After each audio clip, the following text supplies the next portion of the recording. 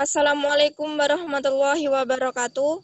Perkenalkan, kami dari kelompok 8 akan mempresentasikan tentang fungsi nonlinear pada studi kasus ekonomi. Nama anggota kelompok 1. Siti Alfiah Damayanti dengan NIM 200231100006. Kedua, Nurus Saadah dengan nomor NIM 200231100027. Ketiga, Muhajiratul Husnya, saya sendiri dengan nomor NIM 200231100033. Yang terakhir, Dwi Aryani, nomor NIM 200231100044.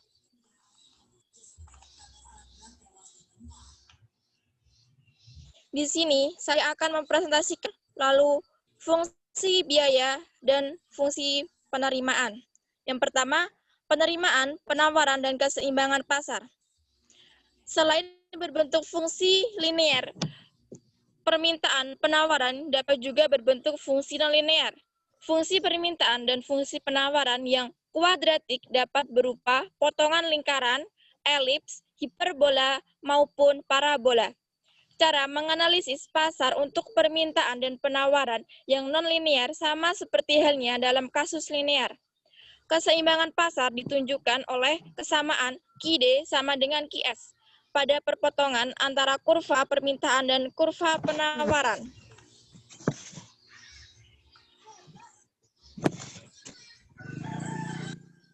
Pada kurva keseimbangan pasar dapat dilihat bahwa QD merupakan jumlah permintaan, QS sama dengan jumlah penawaran, E sama dengan titik keseimbangan, PE adalah harga keseimbangan, dan QE adalah jumlah keseimbangan.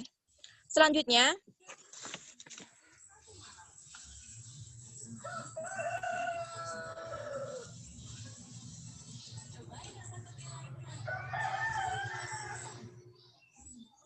analisis pajak dan subsidi terhadap keseimbangan pasar juga sama seperti pada kondisi linear.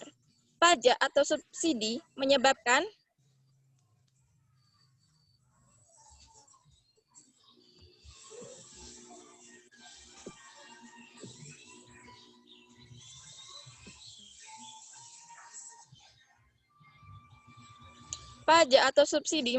harga jual yang ditawarkan oleh produsen berubah, tercermin oleh berubahnya persamaan penawaran, sehingga harga keseimbangan dan jumlah keseimbangan yang tercipta di pasar pun berubah. Pajak menyebabkan harga keseimbangan menjadi lebih tinggi dan jumlah keseimbangan menjadi lebih sedikit. Sebaliknya, subsidi menyebabkan harga keseimbangan menjadi lebih rendah dan jumlah keseimbangan menjadi lebih banyak. Selanjutnya,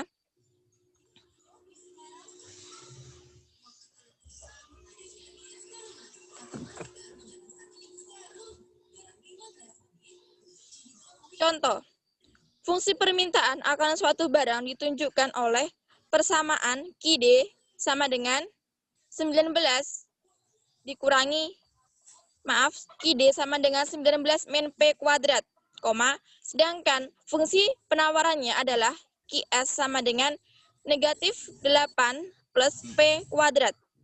Berapakah harga dan jumlah keseimbangan yang tercipta di pasar? Penyelesaian keseimbangan pasar ditunjukkan QD sama dengan QS. Kita substitusi. QD diketahui 19 min P kuadrat sama dengan QS diketahui negatif 8 plus 2P kuadrat. Jadi, 3P kuadrat sama dengan 27. P kuadrat sama dengan 9. P sama dengan 3. Dan 3 tersebut merupakan PE. PE diketahui yaitu harga keseimbangan. Dan Q sama dengan 19 negatif P kuadrat. Kita substitusi 19 negatif 3 kuadrat Q sama dengan 10, dan 10 tersebut merupakan jumlah keseimbangan.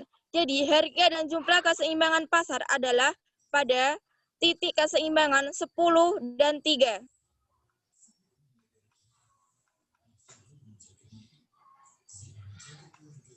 Jika misalnya terhadap barang yang bersangkutan dikenakan pajak spesifik sebesar Rp1 per unit, maka persamaan penawaran sesudah pengenaan pajak menjadi Q aksen S sama dengan negatif 8 plus 2 dalam kurung P-1 kuadrat sama dengan negatif 8 plus 2 dalam kurung P kuadrat dikurangi 2P ditambah 1 sama dengan negatif P dikurangi 4P ditambah 2P kuadrat. Keseimbangan pasar yang baru, QD sama dengan Q aksen S. 19 dikurangi P kuadrat sama dengan negatif 6, negatif 4P ditambah 2P kuadrat. 3P kuadrat dikurangi 4P dikurangi 25 sama dengan 0. Dengan rumus ABC diperoleh P1 sama dengan 3,63 dan P2 sama dengan negatif 2,30. P2 tidak dipakai karena harga negatif adalah irasional. Dengan memasukkan P sama dengan 3,63 ke dalam persamaan QD atau persamaan Q aksen S diperoleh Q sama dengan 5,82. Jadi, adanya pajak P aksen E sama dengan 3,63 dan Q aksen E sama dengan Q aksen E sama dengan 5,82. Selanjutnya, dapat dihitung beban pajak yang menjadi tanggungan konsumen dan produsen per unit barang, serta jumlah pajak yang diterima oleh pemerintah masing-masing. TK sama dengan P aksen E dikurangi P sama dengan 3,63 dikurangi 3. Jadi hasilnya sama dengan 0,63. TP sama dengan T dikurangi TK sama dengan 1 dikurangi 0,63 sama dengan 0,37.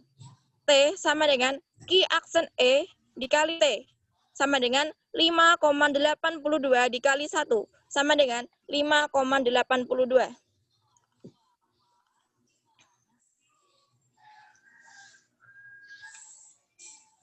Selanjutnya, fungsi biaya. Selain pengertian biaya tetap, biaya variabel, dan biaya total, dalam konsep biaya dikenal pula dengan biaya rata-rata dan biaya marginal. Biaya tetap atau fixed cost atau disingkat FC ialah biaya yang dikeluarkan tetap oleh perusahaan meskipun perusahaan tersebut tidak melakukan produksi. Biaya variabel atau variable cost atau disingkat VC adalah biaya-biaya yang dikeluarkan tergantung dari berapa barang yang diproduksi dari perusahaan tersebut. Sedangkan biaya total adalah penjumlahan seluruh biaya yang dikeluarkan baik untuk biaya tetap maupun biaya variabel. Biaya rata-rata adalah biaya yang dikeluarkan untuk menghasilkan tiap unit produk atau pengeluaran merupakan hasil bagi biaya total terhadap jumlah keluaran atau produk yang dihasilkan. Biaya marginal adalah biaya tambahan yang dikeluarkan biaya marginal adalah biaya tambahan yang dikeluarkan untuk menghasilkan satu unit tambahan produk. Dapat dilihat pada rumus, biaya tetap atau FC sama dengan konstanta. Biaya variabel atau VC sama dengan J dalam kurung Q. Biaya total atau C sama dengan FC plus VC. Biaya tetap rata-rata atau AFC sama dengan VC per Q. Biaya variabel rata-rata AVC sama dengan VC per Q. Biaya rata-rata atau AC sama dengan C per Q atau sama dengan AFC plus AVC. Biaya marginal atau MC sama dengan delta C dibagi delta Q atau delta C per delta Q.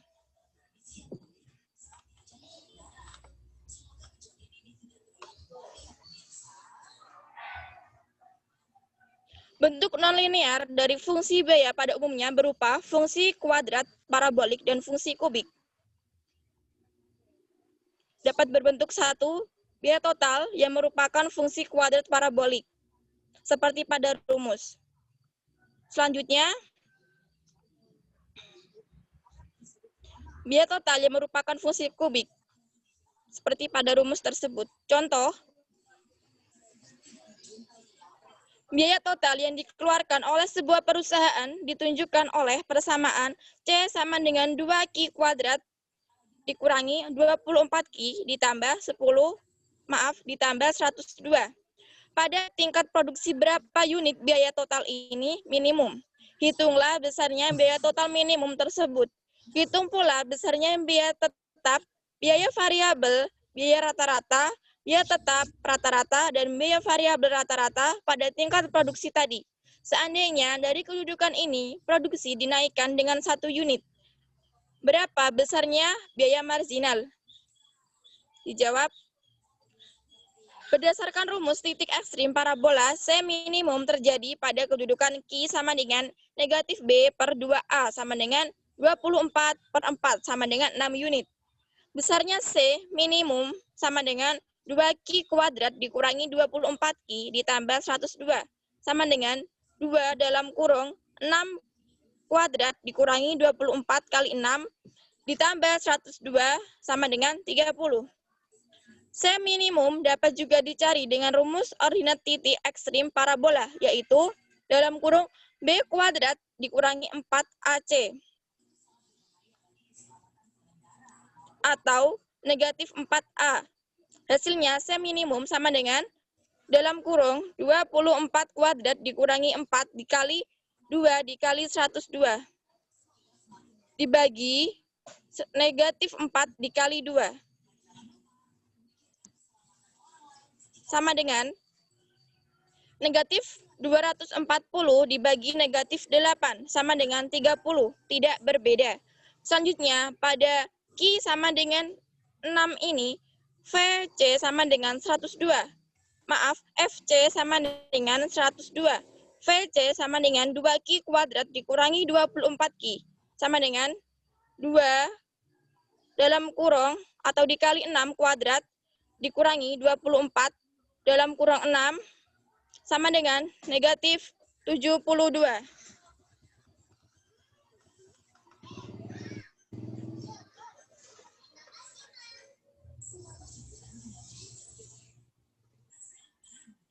AC sama dengan C per Q sama dengan 30/6 sama dengan 5. AVC sama dengan FC per Q sama dengan 102 bagi 6 sama dengan 17. AVC sama dengan VC per Q sama dengan negatif 72 dibagi 6 sama dengan negatif 12. Jika Q sama dengan 7, C sama dengan 2 kali 7 kuadrat dikurangi 24 kali 7 ditambah 102 sama dengan 32. Maka MC sama dengan delta C per delta Q sama dengan 32 dikurangi 30 per 7 dikurangi 6. Hasilnya sama dengan 2. Selanjutnya, fungsi penerimaan. Bentuk fungsi penerimaan total atau total revenue yang non-linear pada umumnya berupa sebuah persamaan yang lazim dihadapi oleh seorang produsen yang beroperasi di pasar monopoli. Sedangkan fungsi penerimaan total yang linear sebagaimana pada gambar tadi dapat merupakan fungsi penerimaan yang dihadapkan oleh seorang produsen yang beroperasi di pasar persaingan sempurna. Penerimaan total merupakan fungsi dari jumlah barang yang merupakan hasil kali jumlah barang dengan harga barang per unit. Seperti halnya dalam konsep biaya, dalam konsep penerimaan pun dikenal pengertian rata-rata dan marginal. Penerimaan rata-rata atau average revenue ialah penerimaan yang diperoleh per unit barang, merupakan hasil bagi penerimaan total terhadap jumlah barang. Penerimaan marginal atau marginal revenue ialah penerimaan tambahan yang diperoleh dari setiap tambahan 1 unit barang yang dihasilkan atau terjual. Dapat dilihat pada rumus tersebut.